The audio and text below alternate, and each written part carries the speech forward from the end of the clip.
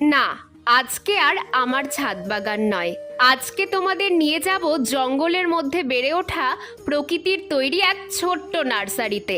চলো তাহলে যাওয়া যাক। তোমরা আমার ছাদ বাগান থেকে যে ছোট্ট রাস্তাটা দেখতে পাও, সেখানে কত কি বেড়ে উঠেছে দেখো একবার। যার কৃতিত্ব আমার 1% থাকলেও বাকি 99% নেচারের তৈরি। দূর থেকে দেখলে এটা শুধুই জঙ্গল মনে হবে, কিন্তু ভেতরে গেলে খাজানা। কত রকমের নয়নতারা কোনো রকম যত্ন ছাড়াই বেড়ে উঠেছে এখানে।